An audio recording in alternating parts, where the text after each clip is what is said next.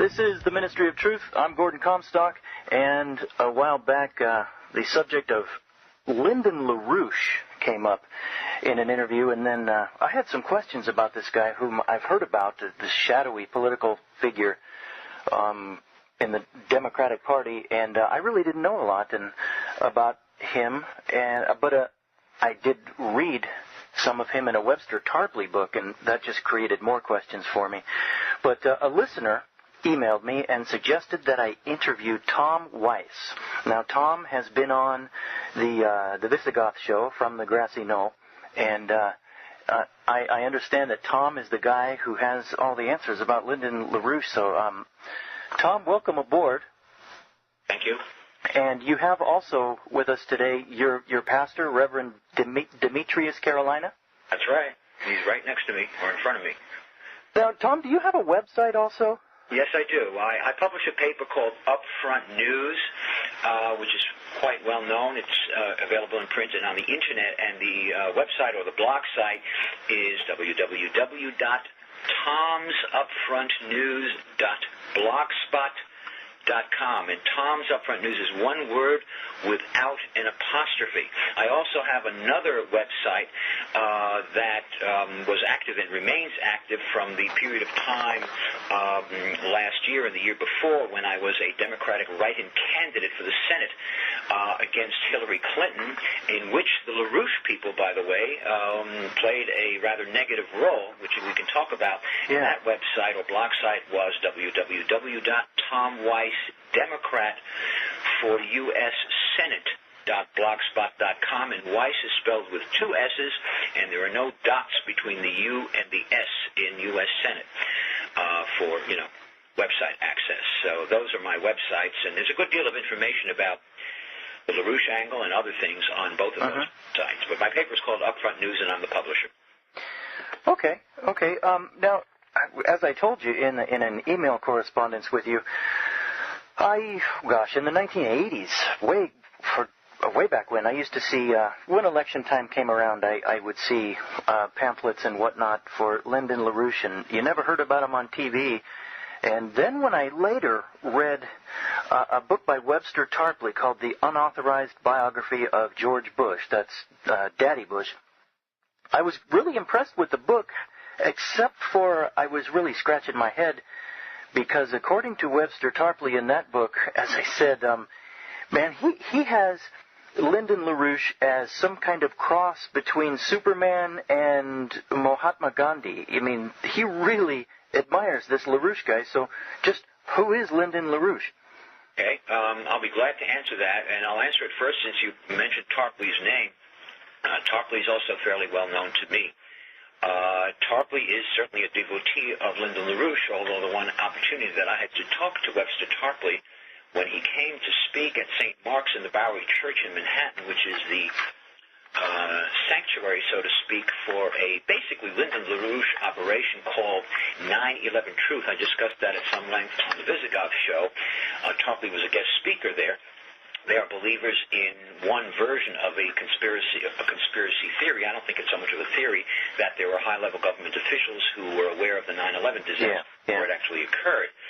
As far as the LaRouche angle is concerned, Lyndon LaRouche, and you can check his website, is a master and has been for many, many years, and I'm not the only source, I'll give you some others, on the politics of camouflage. Lyndon LaRouche is notorious for his dramatic shifts from the way out radical right to the radical left, and simultaneously working with both extremes simultaneously. In recent years, let me just get to the contemporary situation, then go back over the history. In recent years, as the Bush administration has sort of been decomposing in public, in large part because of the Iraq disaster, LaRouche has once again returned to some of his radical left roots, which he honed during his early years as a Trotskyite and a communist, etc., very involved in the anti-war demonstrations during the Vietnam era. He latched on to Maoist groups, etc., and vented his anger against more small d democratic leftists. In recent years, he has managed to infiltrate quite heavily various, quote, left groups, such as 9/11 Truth, such as the Green Party, such as World Can't Wait. And let me just, mention one more thing and then, ask me further. One of the ways that Mr. LaRouche works, in part because his public record is a disaster. He was convicted of credit card fraud back in the 80s in a highly publicized trial, went to federal penitentiary for years. He has known links to the mob and to fascists and all sorts of people.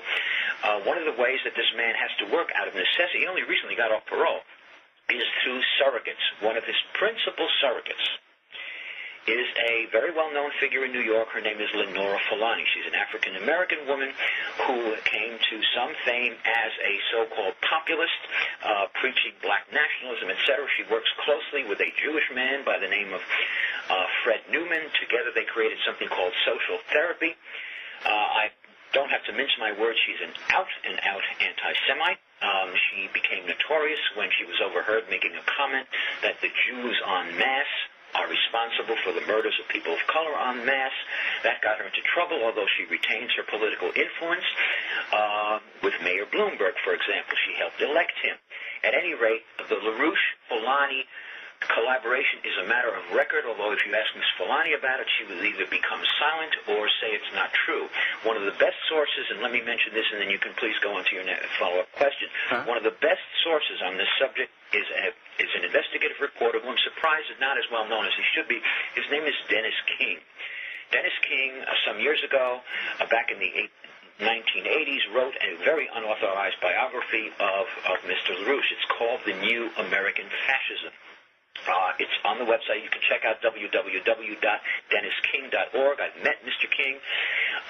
It was partly through me that he became interested in Leonora Fulani, and definitely through me that he became interested in Fulani's literal takeover of the Green Party in New York during the Nader candidacies. I was a former supporter of Ralph Nader's, but I moved away from him as I saw this takeover actually occur. At any rate, so the important thing that I'm trying to stress here is that LaRouche, if you read his website or if you read his literature now, denouncing the war, calling for the impeachment of Bush, many leftists would say this guy's not so bad. And what he basically does is by infiltrating the left through the Greens, extracting political violence against people who disagree with him, such as myself. I've been a target of it. He's been doing this for years. Creates friction within the left, splits up the left, which in fact helps the right.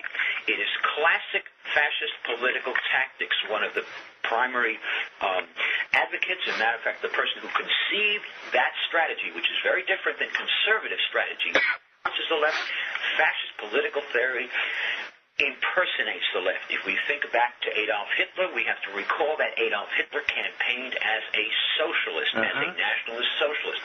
He tailored his appeal to the working class. He denounced the capitalists. And then, of course, at the appointed moment, he murdered the communists. Very similar to the way the LaRouche people operate. They direct most of their venom against small d democratic progressives such as myself, and they mount pseudo-candidacies. They sucked in Ralph Nader. He had no idea what was going on. They have their infiltrators in the Democratic Party. Lyndon LaRouche is a registered Democrat, okay? He's run for president umpteen time. He never gets any votes.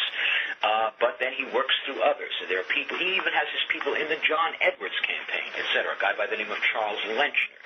So anyway, I mean, I can go on, but that's sort of the picture. I'm trying to present LaRouche as, even though he's in his 80s and is regarded as some kind of a crackpot out of the 80s, he's certainly a crackpot, but he's a skillful one. He's an extremely articulate man. He's a recognized authority on classical music. His store, if he still has it down there in Leesburg, Virginia, is known as the Beethoven Shop. I often make a joke that Beethoven was a genius who, as you know, continued composing symphonies after he became deaf, and my joke about that is if Beethoven ever had to listen to Lyndon LaRouche, he would wish he was deaf. But he retains his influence.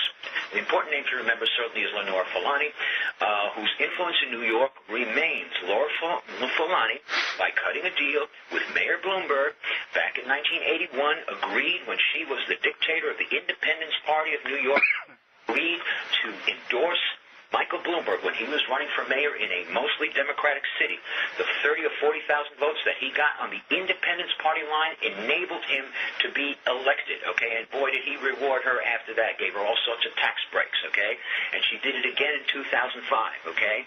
I've discussed this with Al Sharpton. I've discussed this with Charles Barron and many African-American leaders, because she always presented herself as the voice of African-Americans, okay? And she collaborates with this guy, Fred Newman. We could talk about Fred Newman for hours. I mean, basically, the guy's a cultist.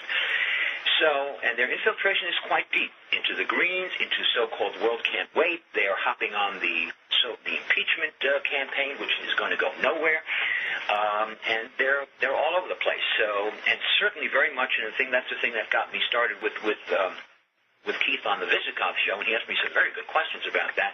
Was there infiltration into the 9/11 truth movement? Oh yeah. Some serious validity, because I think there are major questions. There are also unanswered questions about what Dick Cheney was doing, both during and before that disaster. I happen to believe that Dick Cheney did know something, and that the so-called investigation was a sham.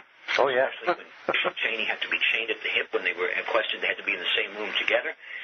But the whole thing has been basically hijacked by the LaRouche people, and Webster Tarpley is one of them. Let me finish with this. On the day that Tarpley came down to speak at St. Mark's Church, I was literally the previous meeting physically barred at the door. There was a man by the name of Jeffrey Blank, a LaRoucheite, who had threatened me, and they wouldn't let me in the room when Blank came to speak. But on the day that Tarpley came to speak, he was very articulate, kind of avuncular, etc., and he spoke basically giving the LaRouche line. And during the question and answer, I asked him, I said, Mr. Tarpley, I hear what you're saying, etc., but I note there's a remarkable similarity in your views with those of Lyndon LaRouche. And he sort of hemmed and hawed. At that point, a man by the name of Les Jameson, who runs the 9/11 Truth, physically tried to remove me from the mic and then uttered a threat, you better keep your mouth shut about all this stuff. Oh, wow. So I remember in our email exchange, you said something like, holy smokes, these guys are real thugs, and they are. LaRouche has always been an advocate of the use of carefully selected political violence against dissenters, and I have been one of his major targets. I've been a victim of a politically motivated attack in which this guy Jeffrey Blank was involved. This guy by the name of Paul Zulkowitz in the Green Party was made death threats against me. There's a whole bunch of people. So that's the way they operate. But they spout a left-wing line, and they pick up a lot of adherents with it. So that'll give you some of a sense that LaRouche is not old hat. He's very contemporary, and he certainly, his influence in the Nader campaign, as far as I'm concerned, played a major role in the wind-up of the 2000 and 2004 elections. The entire strategy, I think, was by splitting up the left, by leaning a small portion of the left away to the Nader candidacy, basically weaning enough votes away that would, in fact, help, even while they denounced the Bush people, would help the Bush people come in, which are setting off precisely the kind of conditions, the social and economic conditions. When the right comes in, social conditions deteriorate. Racism goes up, crime goes up, war goes up, everything, housing becomes totally unaffordable, and those are the conditions that fascists use in order to advance. The classic case example is the Weimar Republic in Germany. When after World War I, the Allies decided to basically obliterate Germany, and the people who paid for it, of course, were the disenfranchised poor of the working class. And those are the people that Hitler made his appeal to, and that's how he got himself elected. And I think LaRouche still has a dream that somehow he is going to take power. Oh, wow. I was taken aback. I was taken aback, frankly, on a interview. Just in an off-the-cuff remark, the Visigoth, Keith, he referred to the LaRoucheites in a recent interview a couple months ago, but he referred to them just as gangsters, and I'm thinking, wow, that's pretty strong language, but the kind of stuff you're describing, strong-arm tactics, ooh. Absolutely. If you go, I would suggest that you access Dennis King. His biography of LaRouche is amazing. I've recommended it to Reverend Carolina and many other people. And as a matter of fact, the book is actually online. But if you go to DennisKing.org, you'll get access to the book. It describes the history of it. He's really a rather remarkable man, And his links don't just simply extend to the left. They extend to the way-out radical right. This is the only person in history who, for example, could simultaneously carry on private, or he thought they were private, discussions with the Ku Klux Klan and with the Malcolm X hating black Muslims. I personally believe, and I have no real hard proof, I'm quite certain that LaRouche was somehow involved in the assassinations of Malcolm X and Dr. King. Wow. There is no question that he had links with that portion of the black Muslim movement that hated and wanted to see Malcolm X murdered. I feel the same way, and those things never. LaRouche also, this is also a very important thing to mention, which I almost overlooked. LaRouche is a registered Democrat, and he usually spends his time railing against the Republicans, especially now that the Republicans are just basically morally completely bankrupt. However, he has links to the Republicans. Ronald Reagan gave him an audience, okay? There's a picture of him sitting there and talking with Reagan. In May 5th, 2005, in the so-called gossip section of the New York Times, it's a little column, it's called Bold Print or Boldface or something like that. Lyndon LaRouche was a guest at the dinner, the annual dinner put on by the White House Press Association, which is at the White House, and only all sorts of celebrities, left and right. Jane Fonda was there, the whole neocon establishment in there, and who shows up but Lyndon LaRouche? All right, I just hope Jane Fonda didn't have to sit at his table. Etc. And that's incredible. You do not get invited to an event where Condoleezza Rice, Paul Wolfowitz, Donald Rumsfeld sit, and LaRouche is sitting there. This guy's a convicted felon. LaRouche also has known ties, and the better source on this would be Dennis. He has known ties to the international drug trafficking conspiracy. He has known ties to the Chinese Communist regime, which is one of my more than pet peeves, because the Communist Chinese regime is involved in genocide around the world. They've been practicing genocide in Tibet now since 1949. Nobody wants to talk about it because everybody's got money tied up in China, including Hillary Clinton, including Rupert Murdoch, etc. They were also responsible for the Khmer Rouge disaster, which killed almost 2 million Cambodians. He is I've read some of the Chinese Communist websites. He's been a guest lecturer at some of their events in California. He's also known to have links to the mob, okay? So he is basically a gangster. He also is a believer. He is very, very clear. He is a believer that government is to be conducted by what he calls a vanguard, or an elite. The Chinese Communists call it a vanguard. He calls it an elite, where there is a select few that are considered to be intellectually superior and born to rule. He considers himself one of them. Adolf Hitler considers himself one of them, and there's something to be said for that. You can accuse these people of being diabolical, racist. He's an out-and-out racist, okay? He has spewed venom about black people, but he hires them. That's how he works with somebody like Fulani, okay? But he considers himself as part of this intellectual elite, and he has managed through the use of all sorts of polysyllabic lectures and stuff like that about 15th century astronomers and all this other stuff to convince a small cult of people that he is in fact some kind of a genius, okay? That part, you every once in a while you go to an airport and you see some people with sitting at LaRouche tables with funny pictures. Those people don't bother me because they're out there. The ones that scare me are the ones that infiltrate. The people like Paul Zilkowitz, a very smooth, who got himself deep into the peace movement and became a close personal friend of Ralph Nader, okay? People like this guy Jonathan Ticini, who was a Senate candidate. A guy named Charles Lenchner, who's the head of something called the Progressive Democrats for America, which is a very respected progressive group, okay? I suspected it all along because he once pushed me around when I was running for Senate. And sure enough, he was an interviewer for LaRouche's magazine, which is called the Executive Intelligence Review. So that's the danger. Yes, and they are thugs, because when they don't like you, they go after you, and they will kill you. I can tell you there are two cases that anybody should start looking up. One is the case of a man by the name of Jeremiah Duggan, a young Jewish boy who got involved with the LaRoucheites in Europe. Okay, apparently something didn't work out. One day he was run over by a car. I think it was in Holland. They called it a suicide. That was no suicide. Nobody has yet looked into the circumstances of the death of a man by the name of Dan Wallace, a 21-year-old fellow who used to attend the 9/11 Truth meetings down at St. Mark's Church in Manhattan, okay? And I met Mr. Wallace because he witnessed some of the harassments against me there. And one day, outside the church, when I was physically barred from entering the church, he interviewed me on a video thing. And as soon as I mentioned LaRouche, he said, "LaRouche, those people have been after me for years, okay?" And he took a quick interview.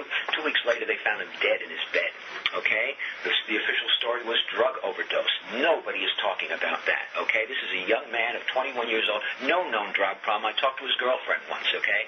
So The evidence here is circumstantial, okay? I can also tell you that because there's clear evidence that some of the assaults and attacks against me were politically motivated, of course, I reserve my right as a citizen to use law enforcement to protect me. And the police department is aware of some of these matters. The FBI is aware of some of these matters. And if you mention Lyndon LaRouche's name to the FBI, they get very, very interested because he's a convicted felon. So, anyway, but again, what I want to stress is that as much of a crackpot as he's ruined something out of the 1980s, he remains contemporary. If you read his website, this guy is dead set on setting up a situation in which the divisions of this country are of such an acute nature that somebody will call, we need a leader to clean all this up, and he will then come riding in on his little horse from Leesburg, Virginia, a short helicopter ride, okay? He has known links to the radical right. I see something like that movie called 7 Days in May, which has the fictionalized account of a right-wing coup, charismatic Air Force general played by Burt Lancaster in the film. LaRouche sees himself in that role. LaRouche is also a known worshiper of things German. Okay, I got nothing against Beethoven and the Germans, but this man has actually called for the elimination of all kinds of indigenous music, folk, rock, gospel, etc. Okay, he won't talk about that in public, but he's on record with that, and that the only kind of music worth listening to is German classical music. He does that through something called the Schiller Institute. Schiller was, I think, a German poet or something like that, and that's based in Europe. The Schiller Institute is what gives us Webster Tarpley, okay, who is a major figure in the Schiller Institute. That's Schiller. So, anyhow, any more questions? Well, Tom, you mentioned that... I'm still... Okay. You mentioned, Tom, that Lyndon LaRouche got an audience with Ronald Reagan, and that reminds me of something Webster Tarpley had written in his book. He said in the 1979-1980 New Hampshire campaign, LaRouche exposed Daddy Bush's CFR and Skull and Bones ties, and then and he harmed Bush. He took away a lot of votes, apparently, from him, says Tarpley. But then Reagan took up this issue, and that's why Bush lost New Hampshire. And he says LaRouche called Daddy Bush a cult-ridden kook. And anyway, do you think maybe there was a deal, a backdoor deal between Reagan and LaRouche? What do you think? Very, very possible. Anything with LaRouche is possible. I mean, you deal with the devil, you deal with the devil, okay? What I think is central here is that in LaRouche's continuing attacks on the Bush administration, he was among the people, first of all, who started yapping about impeaching Bush. My feeling is, by the way, that I think Bush, a whole bunch of them probably belong in jail, but if you're going to impeach somebody, go for Cheney. Bush, which is not going to happen, you wind up with Cheney, okay, which to me would even be worse. Yeah. And when I began writing about that, all of a sudden, LaRouche's people started talking about the same thing. So, but my feeling is that the attacks on the Bush regime, even though in many ways they are factually somewhat correct, although they always twist something around, that they're opportunistic, okay? They're opportunistic because they're basically capitalizing on the implosion of the Bush regime. But what they do simultaneously with that is while they attack the conservatives, which is exactly what Adolf Hitler did, he blasted away at the conservatives. He splits up the left. And the way they do that, it's a very skilled technique. They out-left the left. Whatever the left happens to be, whether it's a moderate Democrat, relative to the conservative right, whether it's a moderate Democrat like Kerry or Gore, or a more socialistically oriented thing, or somebody like myself who ran as a left progressive in the Democratic Party, they will out-left that person, thereby creating an inevitable split.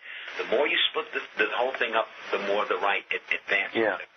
That's the technique, Yeah. And they contain, of course, one of the main vehicles of that operation has been the Greens. The Greens also basically helped elect Mayor Bloomberg. They insisted, even though they were asked, please don't run another candidate, they ran this guy Gronowitz, who got just a couple of thousand votes, and basically those votes came for the Democrats, and thereby Bloomberg was perfectly happy, And nobody can tell me that that LaRouche is legitimately anti-Bush when he accepts a dinner invitation to attend the White House press conference dinner and sits probably at the same table with Wolfowitz and then the whole Bush bunch and Condoleezza Rice and stuff like that. Now that's odd. It's not odd. It's not odd from the LaRouche perspective. LaRouche perspective, you go wherever you can. It's the ultimate form of opportunism. Okay? Something, by the way, that I also consider, although not quite as overtly fascistic, I also consider Hillary Clinton guilty of. And talk about opportunism. This lady runs around saying she's a progressive and takes money from Rupert Murdoch. Give me a break. But LaRouche is really, and that's what makes him kind of unique, this man who is able to appeal to the most radical elements on both sides, and still maintain his status as an enrolled Democrat. What he does every year, he runs for president, he'll probably do it again, and then at the last minute, realizing, as he's realized all along, that he has no chance of being elected, he throws his support to. He endorsed Kerry, he endorsed Gore. I'm sure they were absolutely thrilled with that. And that's the game he plays, Let me ask you, you said he was in jail for credit card fraud in the 80s. Yep. And now, according to Webster Tarpley again, they were, I believe he makes the point that they were trumped-up charges, but one thing he says is there was an illegal raid carried out on LaRouche's home, and it was Bush's payback for what LaRouche did to him in New Hampshire in 79 and 80. Any truth? This is the same Webster Tarpley who, by the way, when I asked him, he said he doesn't have anything further to do with Lyndon LaRouche. So that speaks for Webster Tarpley. What happened, as far as I'm aware, I did not read the entire transcript of the trial. It was a very highly publicized trial. It took place in Boston. LaRouche, through his skills as a very highly placed activist in the Democratic Party, managed to befriend wealthy Democratic Party connected widows, etc. Okay, and through various means was able to get access to their credit card accounts. Stole millions. Okay, I know several people from whom he stole money. Okay. Wow. And what happened was, apparently because of his previous links to the KKK, which had been heavily infiltrated by the FBI, to the black Muslims, the Elijah Muhammad black Muslims, to the Communist Party, to the Trotskyites, the FBI was already on his tail. So it wasn't that difficult for somebody to get a court order to tap his lines. And they did. They tapped his lines. The act of literally ripping off money. And so he was indicted on mail fraud and credit card fraud, and apparently there was overwhelming evidence. He was convicted, and then what happened after he was convicted, he was also almost convicted on something else. He had infiltrated the NBC News organization. He also had managed to infiltrate Daniel Moynihan's campaign and political organization when Moynihan was a senator.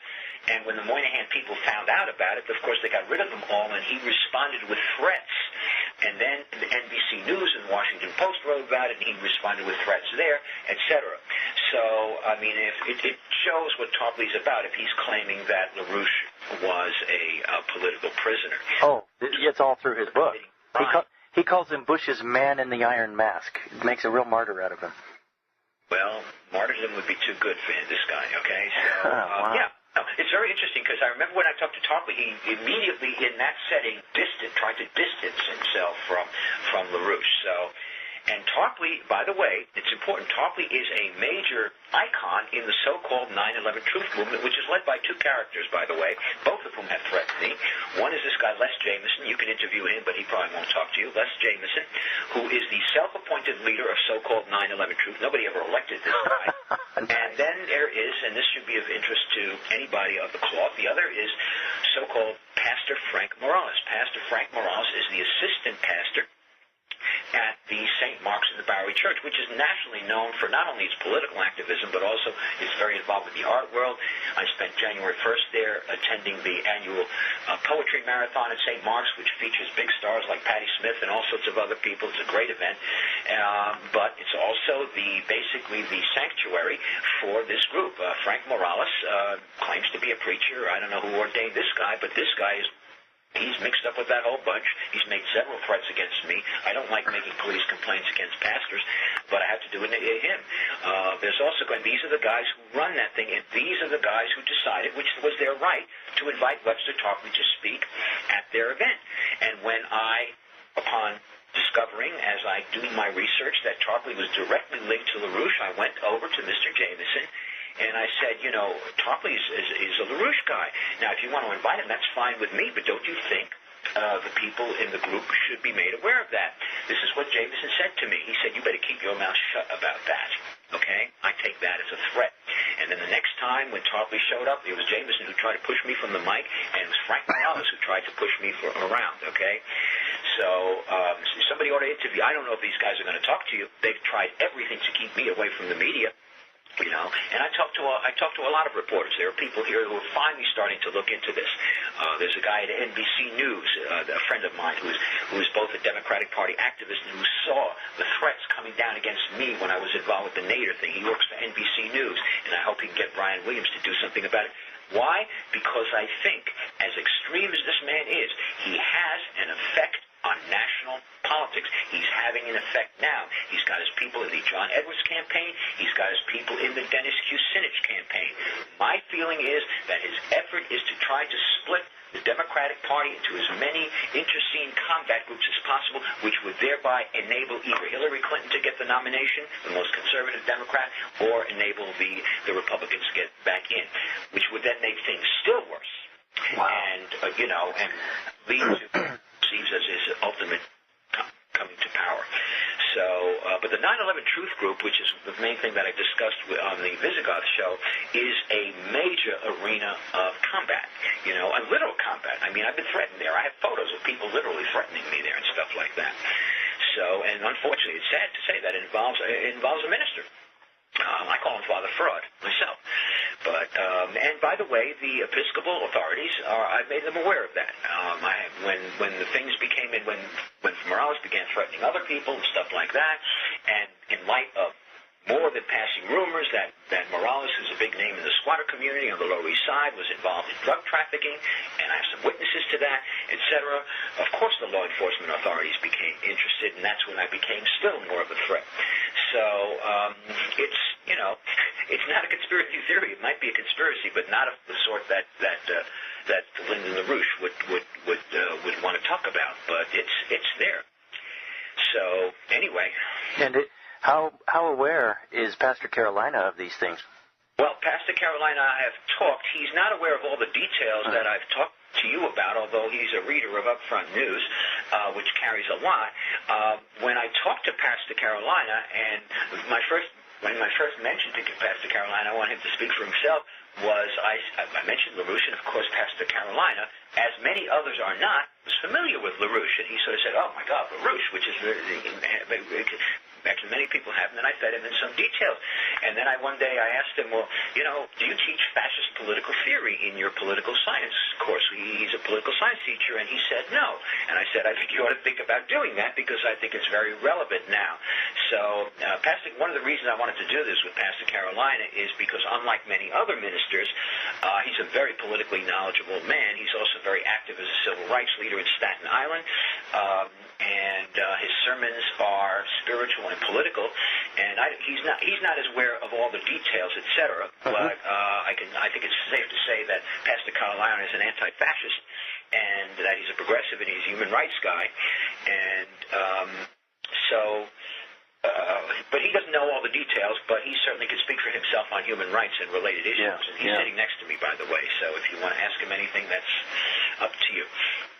Okay. Well, it's refreshing to hear a pastor who cares about politics, because traditionally the church was involved in politics, and today they're not. The way I see it, that's how one. That's when it comes to First Central Baptist, it's very easy. Can you get to New York? Yeah. The trip to New York will cost you a little bit. The ferry is free. Well, when the church abandons the field, that's how the world goes to hell in a handbasket. The church walks away from its responsibility.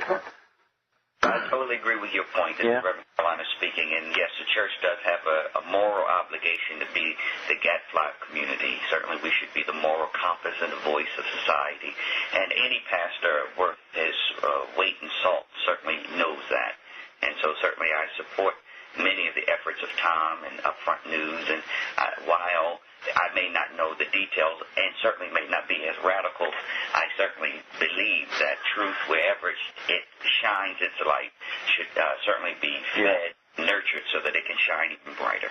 Let me add something to what Pastor Carolina said, even though it doesn't relate directly to the LaRouche thing. Staten Island is...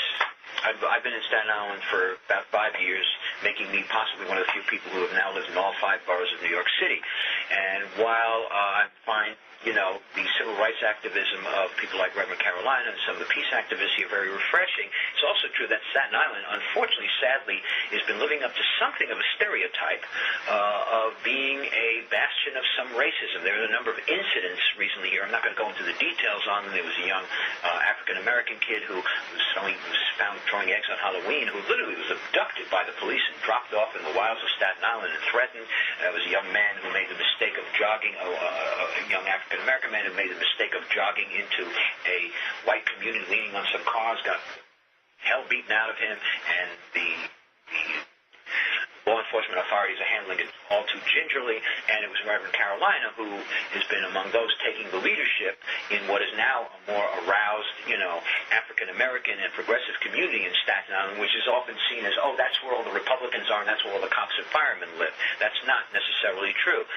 So, and Pastor Carolina has been, at least to my way of thinking, one of the leaders. I met Pastor Carolina, by the way, just about almost exactly a year ago when the Martin Luther King celebration on the island, which brought all sorts of people, including the very well-known attorney Norman Siegel to First Central Baptist, had an event there, and that's when I first met Pastor Carolina, who is certainly very well known in the civil rights community. And, so, even though maybe we come from somewhat different places, well, not entirely different places. I happen to, I'm a born Jewish person, but I was baptized many years ago in a major African-American church in Queens, pastored by Dr. Reverend Timothy Mitchell, whom you may or may not have heard of. Timothy Mitchell was a very close friend of Dr. King. He's now retired, and I got to know him when I was politically active in Queens, and I've joined Reverend Demetrius's church, in part because, not just because it's near my house, but also because I have absorbed Jesus as the ultimate in human rights activist, and I think people like Pastor Carolina live that out in the modern day. So it's not, even though we may not always be talking about Lyndon LaRouche, we are. There are ministers that I can talk to about Lyndon LaRouche. I've talked to law enforcement people who said they never heard of the guy, and that disturbs me.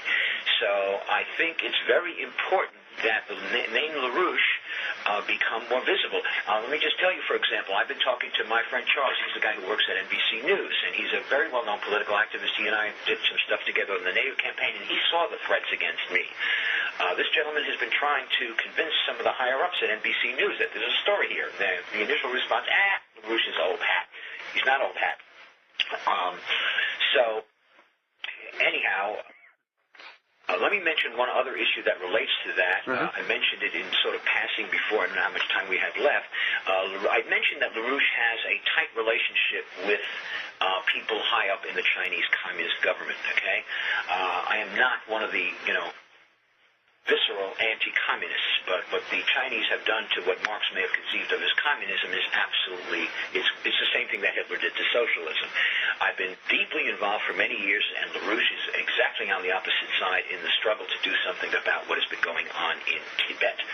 I'm not going to go into the full details, but that country is the victim of what has to be the longest-running genocide in the world, about which nobody is doing anything. Everybody's worked up about China, what it's been doing in Darfur, but everybody wants to keep quiet about Tibet. Tibet, which is a similar issue, because as many people are not aware, the Tibetans are a black race. They are dark people, and that's one reason why they're being slaughtered by the light-complexioned Chinese.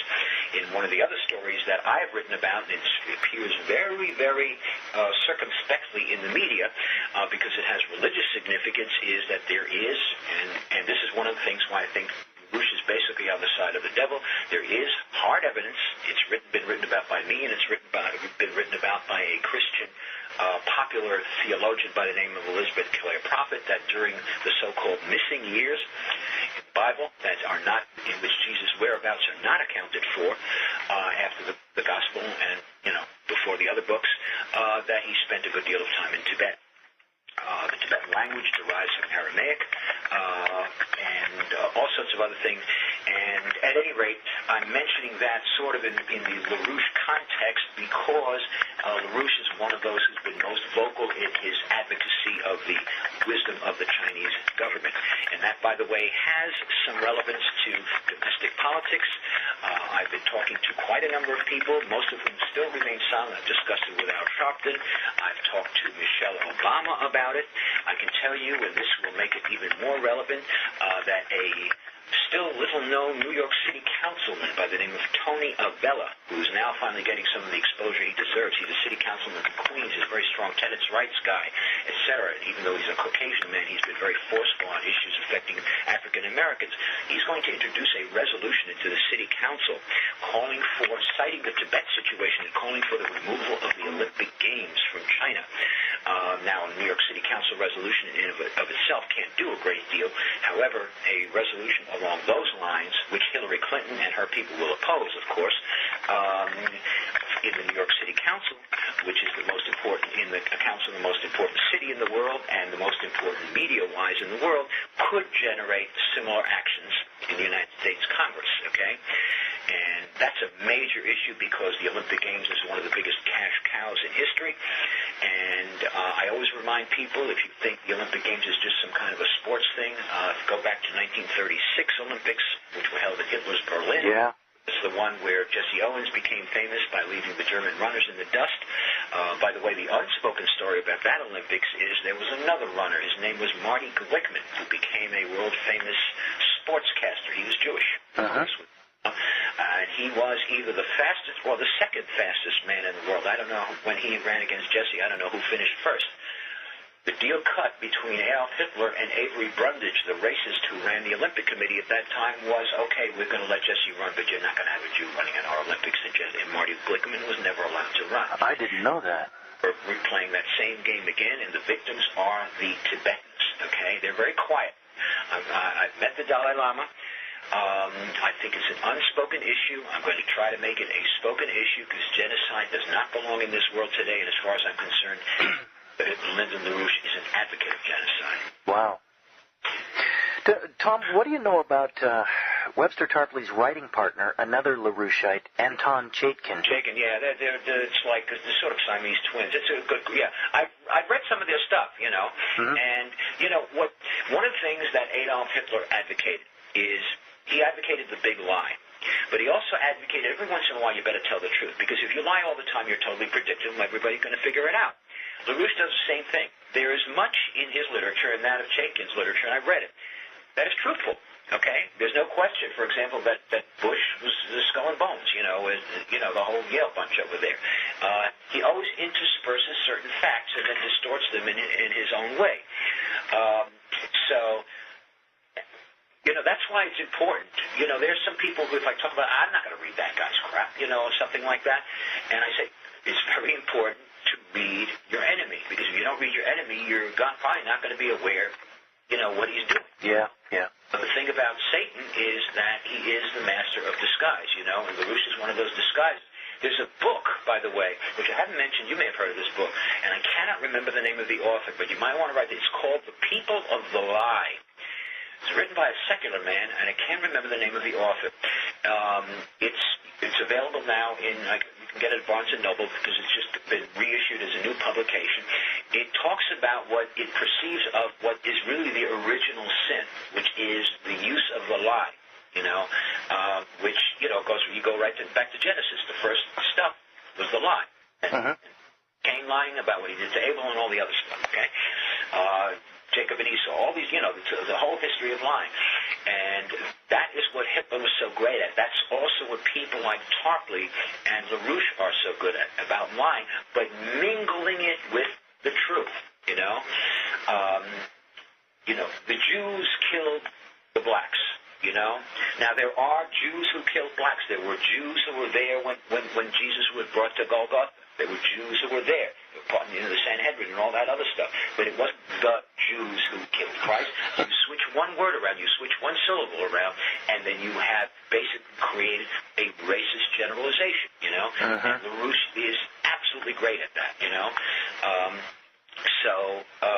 And Chaikin too. I've read them both. I mean, they're a team, you know. But if you were to, I don't know, if you're going to interview them, they will probably, on the same thing that Fulani did.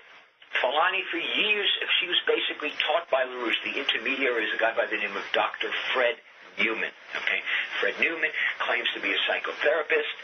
He and LaRouche, back in the 1980s, created something called the New Alliance Party, which was so-called multi-ethnic populist party, which contaminated New York politics for years. They finally gave up the ghost after I started writing about them and stuff like that. And he was a Jew. And he was one of the people who talked about Jews as being guilty of the mass murders of people of color as his way to ingratiate himself with the black community. He was the one who brought us Leonora Fulani. Okay? So Fulani, by the way, is known in California. In the L.A., there was a story. I hate the New York Post. I think it's a horrible paper, but they do pretty good coverage on Fulani. And a few months ago, there was a story about Fulani. Her fronts involve little services for children. She has something called the All-Star Project here in New York, which does all this stuff with the arts and with kids. And one day she was caught smacking some kids around, and of course it came out in the New York Post, and apparently something similar happened in Los Angeles sometime ago. Fulani must have a huge website, you know. Look up New Alliance Party. There are other sources, by the way. As I said, Dennis King is one. A man by the name of Chip Berlet, B-E-R-L-E-T, who used to write for a paper called the Boston Phoenix, which was very much on to LaRouche and his people, because LaRouche used to live in Boston. He was raised in New Hampshire. In New Hampshire and Massachusetts.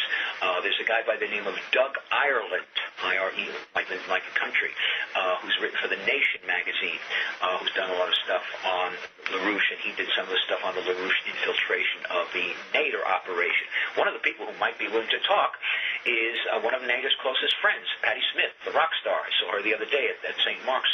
She read some of her poetry there. She's very uncomfortable about this whole thing. She's a very close friend of Ralph Nader. And it was actually through her that I was able to get to Nader, because Nader won't talk about this. He will not talk about this. He was in New York. And basically the Nader operations, the last several candidacies were run by the Fulani people. They ran by the name of Kathy Sadell, a guy by the name of Paul Zilkowitz, etc. They basically took over the Greens, a guy named Howie Hawkins, and if you ask questions, you got threatened. As a matter of fact, when Ralph Nader, who was still talking to me because he and I agreed on Tibet and on the threat of the corporations, I was invited to a news conference that he had on April 29th to 30th in Madison Avenue, 2004. His press secretary, Kevin Zeese, invited me to his news conference. When I got there, I was physically assaulted in the lobby by this guy, George Tate Bosian, who had been sent downstairs by Fulani. He was upstairs with Nader. Make sure Weiss doesn't get into this interview. I was physically attacked on my way into the elevator. It was witnessed by a couple of people. That's the way these people deal. They are fascists. They're not conservatives. They're not liberals. They are fascists. There is a real presence, neo-fascist element in American politics, and the way it gets away with it is by disguising itself as leftists, just like good old Adolf. Well, now that you mention that, the only audio interview I've ever heard of Lyndon LaRouche, oh gosh, and it was about 3 years ago on a so-called Patriot Radio Network. But I was listening to it, and I was intrigued listening to it. LaRouche said a lot of things that, constitutional, like a lot of things that like militia types would be in agreement with. But then in the middle, like he would go back and forth. He would then praise FDR, which is like anathema to a conservative patriot militia type. And he's been doing that for years. You know, he is a registered Democrat. He started something called the National Committee of Labor Caucuses, which was a sort of left thing in the Democratic Party. He's been running around singing the praises of Roosevelt for years. You know, it's a camouflage. You also, people like Frank Morales, who likes to push people around who disagree with him, are always told. LaRouche has jumped on the so-called civil liberties bandwagon. You know, the suppression of which the Bush administration is supremely guilty, the suppression of free speech. You know, that's the whole thing. You camouflage yourself, you know, and he's been running around. If you see, I don't know if he has his tables. if you see one of his tables, I mean, he's all over the place. He's got a ton of webcasts. You will usually see a lot of literature about Franklin Delano Roosevelt. That's the scam. That's what makes him accessible. Okay, that's what makes him, oh, this guy's not so bad. And then you'll see some other literature in which he calls for the impeachment of Bush and all this other stuff, you know. He also, all of a sudden, has become against capital punishment, although he would prefer to inflict that on some of his opponents. So, yeah, his scam on FDR has been, you know, for years. My thinking is if FDR knew that this guy was copying on him, he'd probably manage to jump out of his wheelchair and start walking. Now, the LaRouche, you mentioned they set up tables and distribute pamphlets. Do they do that at, like, college campuses? Yes, they do it at college campuses. They've been known to do it at airports, and more recently they've been doing it at left-wing rallies. For example, good question. Last August, I got involved with a very interesting group called People's Organization for Progress, which set up it was called the Justice and Peace Coalition or something like that, based in Newark, New Jersey, led by a very, very effective man by the name of Larry Ham. I don't know, do you know Larry Ham? People's Organization for Progress, an anti-poverty and human rights group based in Newark. Heavily African-American. I got involved with it because it was one of the few cases where you had a peace movement that was heavily African-American. In New York, the peace movement seems to be pretty much dominated by white liberals. In Newark, it's a little bit different. And I participated. They had a rally in downtown Newark on August 25th, and I participated in that. Sure enough, the LaRouche people, they started pushing their way in through various ways. They started coming to the meetings, and sure enough, at the rally, which had as its featured speaker, by the way, Congressman John Conyers, who is the point man in the whole impeachment question because he chairs the Judiciary Committee. And the LaRouche people came out in force, and they descended upon him like a pile of locusts, etc., demanding that he come out on the impeachment question. But they were all over the place. They were led by a man by the name of Dennis Speed, I believe, is the LaRouche people. And they are often to be seen. They are also directly connected through this guy, Les Jameson, with a group that I think it's a national group. They run full-page ads in all the major papers called World Can't Wait. Are you familiar with World Can't Wait? No. World Can't Wait is a radical left rhetoric network of people, which is national in character. It has a base in New York. I would be amazed if they don't have a base in California, which has run several full-page ads in the New York Times and in other major papers calling for the impeachment of Bush. And I raised a question at one of their meetings indicating that it might be more appropriate to go after Cheney, since, first of all, he may be more impeachable, and since if you did impeach Bush, you'd be left with Cheney, which would be worse, thrown out of the room. The World Can't Wait people have all sorts of overlapping links with LaRouche. One of those overlapping links is this guy, Les Jameson. He spells his last name J-A-M, as in Mary, I-E-S-O-N. He's also linked up with something called Urantia, U-R-A-N-T-I-A, which is some kind of a pseudo-Christian cult. World Can't Wait comes out of something which is typical LaRouche. It comes out of a group called the Revolutionary Communist Party, which was a group started by an African-American man, I think his name was Dix, D-I-X, who openly indicated very clearly that democracy does not work. The only way to achieve social progress is through violence. Oh, boy. Precisely what LaRouche did, particularly when he was involved with the Trotskyites and the Maoists. It's a very Maoist approach to politics, Democracy does not work, even though you use the language of democracy, etc. So, but World Can't Wait is something you might want to look into. There's also, by the way, a group called the Freedom Socialist Party. Here again, you see the word socialist. The Freedom Socialist Party is also on the way out left fringe. They're connected with this man, Jeffrey Blank, that I mentioned to you. Jeffrey, by the way, is spelled G-E-O-F-F-R-E-Y. Blank, who was involved in an assault on me. He became involved in a group called the No Police State Coalition, which is a group I'm connected with, which is basically a free speech group that used to run, it still does run speak-outs in Union Square until Mr. Blank tried to take him over and started threatening people. And when somebody asked him about his links to LaRouche, he wouldn't say, he refused to talk. At any rate, it turns out that he's linked with a group called the Freedom Socialist Party, which has a radical left. They're based in Seattle and in Harlem. it was, again, I very rarely refer to the New York Post as a news source because it's basically a mouthpiece for Bush and for Rupert Murdoch, but every once in a while they come up with a good story. And I read with great interest how the Freedom Socialist Party was being investigated by a number of international intelligence agencies because of direct links to terrorism in Iraq. And when I called the group one day to find out about their relationship with Jeffrey Blank, the phone was answered by a man by the name of Stephen Durham, who slammed the phone down on me. And then when Stephen Durham was quoted in the New York Post, he was quoted as literally condoning the hostage beheadings perpetrated by that guy Zarqawi, who we finally nailed. Remember, he used to hold people up, captives, and then he would chop their heads off in public, like they did with Daniel Pearl. And this guy was asked, well, what do you think about that? And he said, well, I can understand why they do that. And this is a group that is part of the left fringe, and they have LaRouche people in there too. So they're kind of ubiquitous, more ubiquitous than most people would feel, and that's why I'm sort of on this media campaign. I've talked to people in other news. Let me tell you one thing. One of the reasons, and I admire your willingness to do this, because many media people are afraid. LaRouche has vented some of his worst violence on media people. One of the reasons he came after me is because I write a newspaper, okay? He did this very famous story. He also goes after the conservatives in whenever it was, during a New Hampshire primary. I don't know when it was. The Manchester Union Leader, which is a very classically conservative paper, wrote something critical about him. A few days later, 4 guys go into the Manchester offices, LaRouche people, and they catch the editor alone in their room, and they say, you ever write this kind again, you're going to find your legs broken, Tony Soprano style.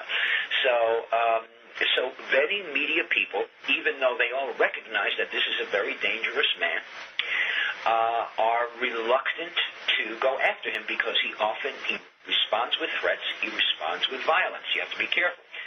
So, although years ago, when he was on trial in Boston in the 1980s, it got huge coverage. I still remember on the day he was convicted, it was a front-page lead story in the New York Times. After he was convicted, he was placed in a penitentiary up near Boston, and then because they wanted to get him as remote as possible, because they were afraid of his links with the Klan and all this other stuff, they sent him up to Rochester, Minnesota, and I still remember on the front page of the Times, a manacled LaRouche being transferred from one plane to another. So I would like to see him get the coverage, the negative and honest coverage that he deserves, and I'm working on that. But it's not easy to do. Many papers, there's been a lot of coverage on Miss Fulani, okay? She's a very well-known figure. She ran for president. She's run for governor. She's run for everything, okay? She runs from me. When she sees me, she turns the other way.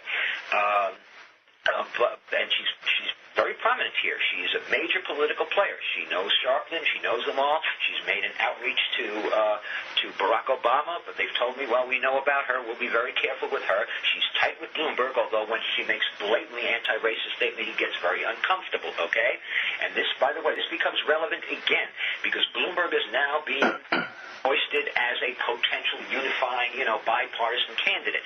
Let me tell you, if this guy becomes president, he will owe something to Leonora Fulani because he could not have become a mayor without her. To me, that is very, very scary. This woman is a blazing Jew hater, all right? And recently, because it came to exposure, she began to say, well, I didn't really mean what I said. Okay, this lady was also, she took a secret trip when Libya was blowing planes out of the sky. She took a secret trip to Libya with Gaddafi and was seen in some room, possibly with some Al-Qaeda people, okay? So, and this is important because she remains relevant, and if Bloomberg would owe her something, okay? And to me, but what people do not know is, you can write about Fulani, they do not know the Fulani-LaRouche link. They don't. I'm one of the first to write about it. Dennis King has been writing about it. You go to that Dennis King website, it'll knock your eyeballs out, okay? And it's her. She's much less visible now than when I started writing about her. And she's much less visible now when I started writing about Dennis King writing about her. But she's still out there. She's still out there. So, but the LaRouche thing is always, LaRouche is very, very smart. He knows when to stay in the background, and then he knows when to come out. He comes out on his webcasts. He's got webcasts all over the country. And I don't think he would dare set foot in New York. He lives in Leesburg, Virginia, which is a very short helicopter ride. I still think he has this fantasy of somehow everything's, I'll tell you what my most outlandish fear is, which is that given the number of people who despise George Bush, that something happens to that man, and that Cheney becomes president, and that the Cheney-LaRouche link, which I think is real, somehow LaRouche gets into that government. Wow. It's scary, and given Bush's blunderings, and given the fact how he has infuriated so many people, I think he's one of the worst presidents in history, but I want that man his presidency because I don't want to see Cheney and his underground pal LaRouche getting any closer to that White House. That's my worst fear. I don't think that's going to happen. So, but I think LaRouche is a specter looming there. And let me also tell you, this is his last shot. This guy's 80 years old, but he's apparently in good health. And if you read his writings, he's very, very clear. He believes that he was destined to rule. And unlike other psychos who talk nonsense where you immediately think they're on some kind of drug, he talks a very good game. He's an extremely articulate man. He's an expert on all sorts of subjects, including classical music. And people who even know that he's nuts, they say, well, I read his stuff. It doesn't sound that bad, Sounds pretty good. So he has this veneer of rationality. Yeah. Anyway. Well, we're right up at the hour. I'll get some closing statements from you guys, but as my way of wrapping it up, I mentioned at the beginning that Webster Tarpley just really builds the guy up, and it's hard to know what's... When I asked him in public, he said, no, I'm not with LaRouche anymore. That's what he said, right there in front of 200 people at St. Mark's. Well, I'm not with LaRouche anymore. Maybe this book was written before that. And he's still with LaRouche. Once with LaRouche, always with LaRouche, unless you're willing to play some risk. One of the things is, people who separate from LaRouche run risks. Wow. Google onto Jeremiah Duggan, okay? Something went wrong, nobody was, but that boy wound up dead. He's not the first. Wow. You have to be very, very careful because it's a political cult. There's also a group, I think it's called the Nick Ross Institute, based in New Jersey, which monitors political cults. They've done a lot of work on LaRouche. It's not a standard political party. It's not a standard political organization. It's a cult. It involves total loyalty. You do not mess with that, Tarpley, I'm sure... LaRouche instructs his people, listen, depending on your audience, you have to be careful what you say about me. If you're in front of some kind of liberal Jewish democratic audience, you better not say anything nice about me, okay? Anyway, so when I asked Tarpley, which was in front of a very mixed, hip New York City crowd down there at St. Mark's in the East Village, and I didn't even accuse him of anything. All I said was, it seems that there's a remarkable similarity of your view, as Wes Jameson came to pull me away from the mic, and he said, no, I'm not with LaRouche anymore. So, of course he's with LaRouche. He does, by the way, LaRouche's major operation, even though he's very active in New York, a lot of stuff in Europe, okay, a lot of stuff in Germany, a lot of stuff in Italy, etc., and where there are fewer African Americans to have to contend with, so he can use his white racist stuff over there very effectively and use his black racist stuff here. But it's all racist. The man is a racist through and through. Wow, this is real. About his childhood. His childhood was weird too, not unlike Adolf Hitler's. Anyway. Wow, it's just mysterious guy. This. Yeah, he's serious, and I'm really glad that you're giving this the coverage it deserves. And I'm going to keep on going. I'm hoping that perhaps NBC News or perhaps one of the papers. I've talked a little bit with the Staten Island Advance, which is not one of your more adventurous papers in New York, but it's a paper that took me a long time. I got covered when I ran for the Senate. Because there are some LaRouche people here in Staten Island, and I've talked to a number of reporters, and what they usually say is, keep me informed, let me know what's going on, because then they try to push with their editors to get some coverage in it, So I'm just hoping that somebody, maybe yourself, somebody should contact Ralph Nader. His press guy's Kevin Zeese. If Ralph Nader will probably say no comment. Let me just add, I know how much time I have. Ralph Nader spoke and he knows me. He did a book signing a few months ago over at Barnes & Noble at Union Square. And several people asked him, of course, well, what are you planning? Are you thinking of running, et cetera, in 2008? And he wisely said, well, it's too early to say. And he said a few nice words about Dennis Kucinich and then a few nice words about John Edwards, et cetera. And then he made it a point not to call on me, but at the right time I piped up and said, well, what's the story on Fulani? He wouldn't talk about it. He will not talk about Leonora Fulani. This is a guy who likes to talk about anything. And why he won't talk about her? Because they don't want to talk about anything even remotely linking them with Lyndon LaRouche. I told him about this in 1996 when I met him up in Rochester, because the LaRouche people were on his campaign like gnats. And he didn't know about it. And it's very understandable, because they are disguised. They sound... If you hear your typical LaRouche person, it sounds like they get into the environment. They sound like your regular leftist, environmentalist, civil rights, etc. It's one of the greatest camouflages in history. Real chameleons, yeah. Well, Tom, tell us again what your website is and what people can find there. Sure.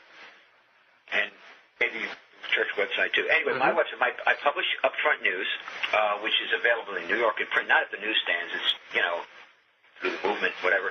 And the website there is www.tomsupfrontnews.blogspot.com.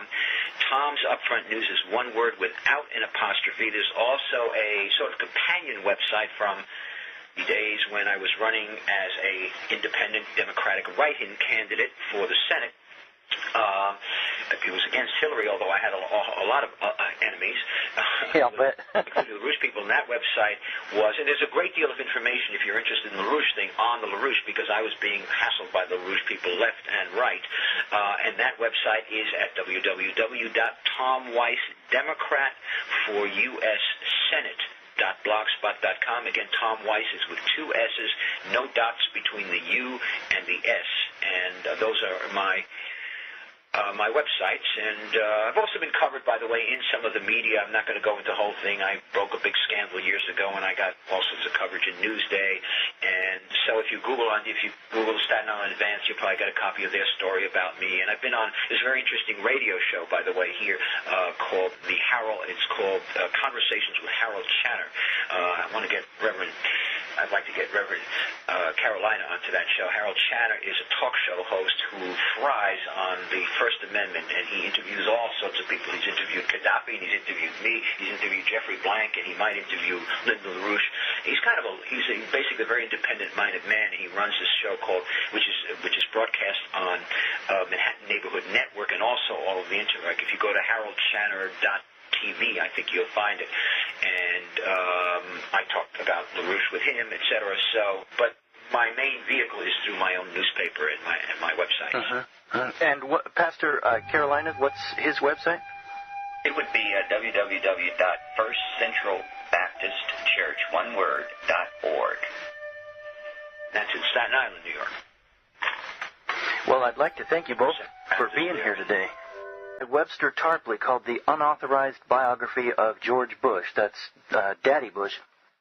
I was really impressed with the book, except for I was really scratching my head, because according to Webster Tarpley in that book, as I said, he has Lyndon LaRouche as some kind of cross between Superman and Mahatma Gandhi. I mean, he really admires this LaRouche guy. So just who is Lyndon LaRouche? Okay, I'll be glad to answer that, and I'll answer it first since you mentioned Tarpley's name. Tarpley is also fairly well known to me. Tarpley is certainly a devotee of Lyndon LaRouche, although the one opportunity that I had to talk to Webster Tarpley when he came to speak at St. Mark's in the Bowery Church in Manhattan, which is the sanctuary, so to speak, for a basically Lyndon LaRouche operation called 9/11 Truth. I discussed that at some length on the Visigoth show. Tarpley was a guest speaker there. They are believers in one version of a conspiracy theory. I don't think it's so much of a theory that there were high-level government officials who were aware of the 9/11 disaster before it actually occurred. As far as the LaRouche angle is concerned, Lyndon LaRouche, and you can check his website, is a master and has been for many, many years, and I'm not the only source, I'll give you some others, on the politics of camouflage. Lyndon LaRouche is notorious for his dramatic shifts from the way out radical right to the radical left and simultaneously working with both extremes simultaneously. Okay? In recent years, let me just get to the contemporary situation, then go back over the history. In recent years, as the Bush administration has sort of been decomposing in public, in large part because of the Iraq disaster, LaRouche has once again returned to some of his radical left roots, which he honed during his early years as a Trotskyite and a communist, etc. Very involved in the anti-war demonstrations during the Vietnam era.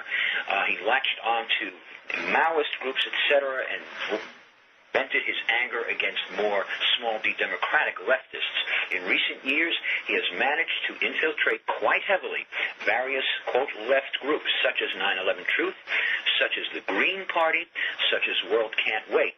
And let me just, mention one more thing and then, ask me further.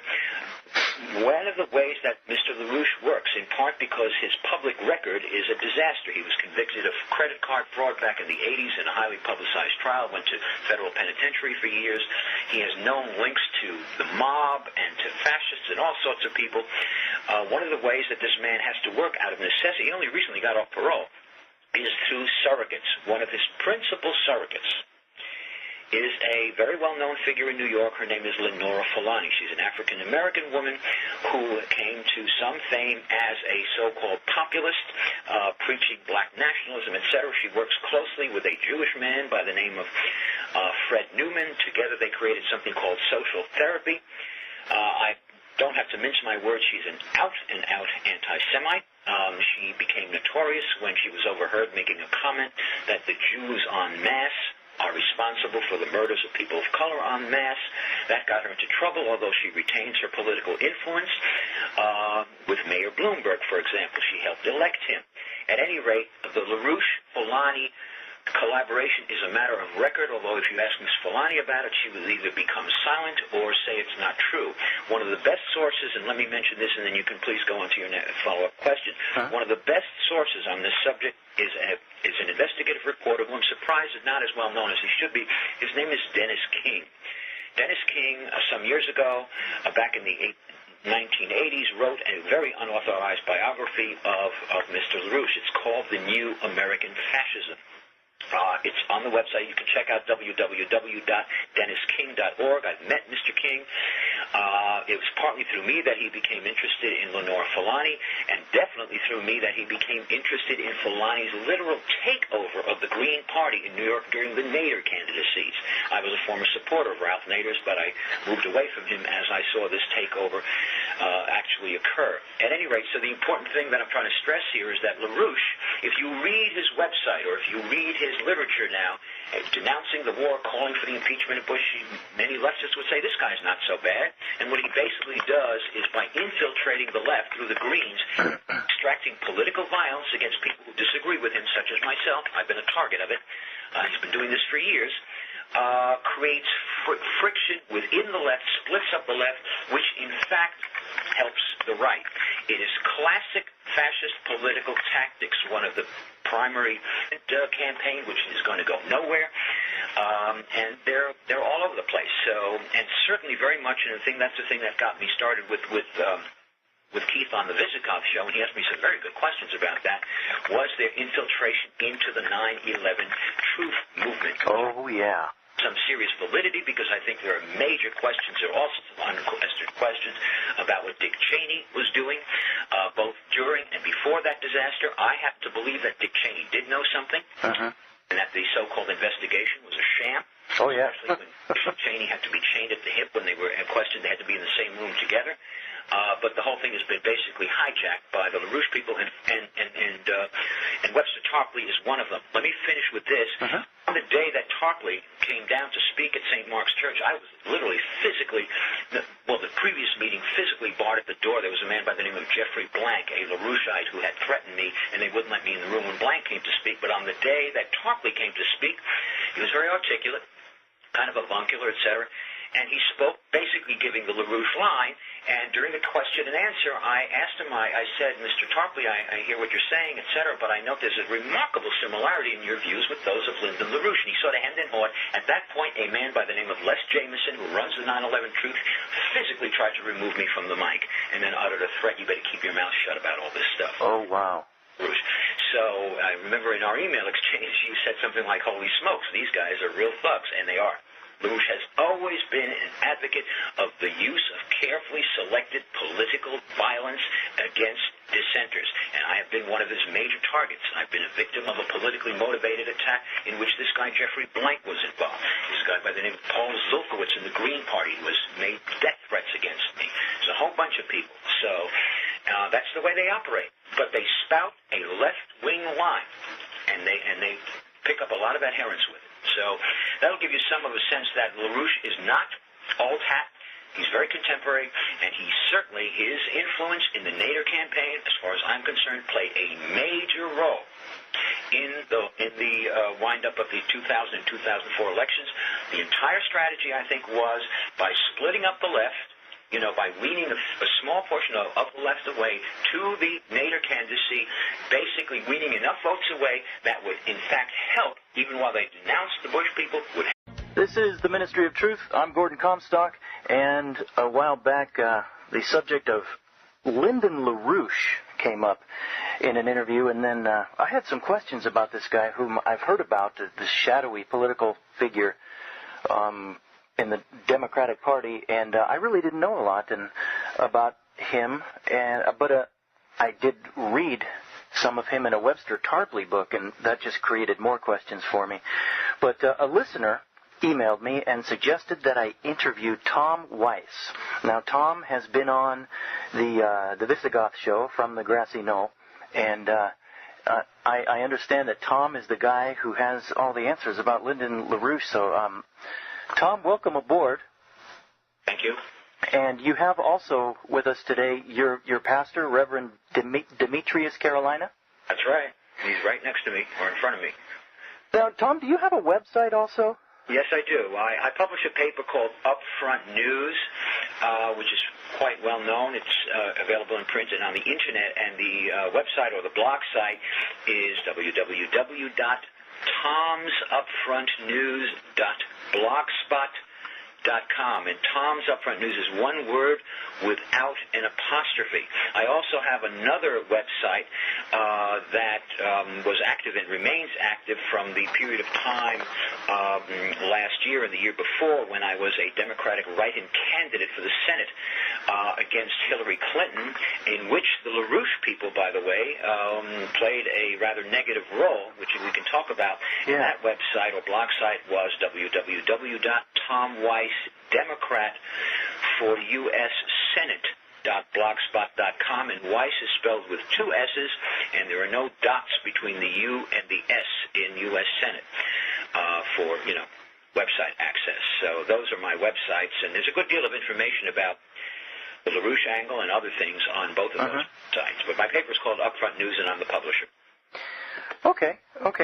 Now, as I told you in an email correspondence with you, in the 1980s, way back when, I used to see, when election time came around, I would see pamphlets and whatnot for Lyndon LaRouche, and you never heard about him on TV. And then when I later read a book by advocates, as a matter of fact, the person who conceived that strategy, which is very different than conservative strategy, which is the left, fascist political theory, impersonates the left. If we think back to Adolf Hitler, we have to recall that Adolf Hitler campaigned as a socialist, as a nationalist socialist. He tailored his appeal to the working class. He denounced the capitalists. And then, of course, at the appointed moment, he murdered the communists. Very similar to the way the LaRouche people operate. They direct most of their venom against small d democratic progressives such as myself, and they mount pseudo-candidacies. They sucked in Ralph Nader. He had no idea what was going on. They have their infiltrators in the Democratic Party. Lyndon LaRouche is a registered Democrat, okay? He's run for president umpteen time. He never gets any votes. But then he works through others. So there are people, he even has his people in the John Edwards campaign, etc., a guy by the name of Charles Lenchner. So anyway, I can go on, but that's sort of the picture. I'm trying to present LaRouche as, even though he's in his 80s and is regarded as some kind of a crackpot out of the 80s, he's certainly a crackpot, but he's a skillful one. He's an extremely articulate man. He's a recognized authority on classical music. His store, if he still has it down there in Leesburg, Virginia, is known as the Beethoven Shop. I often make a joke that Beethoven was a genius who, as you know, continued composing symphonies after he became deaf, and my joke about that is if Beethoven ever had to listen to Lyndon LaRouche, he would wish he was deaf. But he retains his influence. The important name to remember certainly is Leonora Fulani, whose influence in New York remains. Laura Fulani, by cutting a deal with Mayor Bloomberg back in 1981, agreed when she was the dictator of the Independence Party of New York, agreed to endorse Michael Bloomberg when he was running for mayor in a mostly Democratic city. The 30 or 40,000 votes that he got on the Independence Party line enabled him to be elected, okay? And boy, did he reward her after that, gave her all sorts of tax breaks, okay? And she did it again in 2005, okay? I've discussed this with Al Sharpton. I've discussed this with Charles Barron and many African-American leaders, you know, because she always presented herself as the voice of African-Americans, okay? And she collaborates with this guy, Fred Newman. We could talk about Fred Newman for hours. I mean, basically, the guy's a cultist. So, and their infiltration is quite deep into the Greens, into so-called World Can't Wait. They are hopping on the impeachment.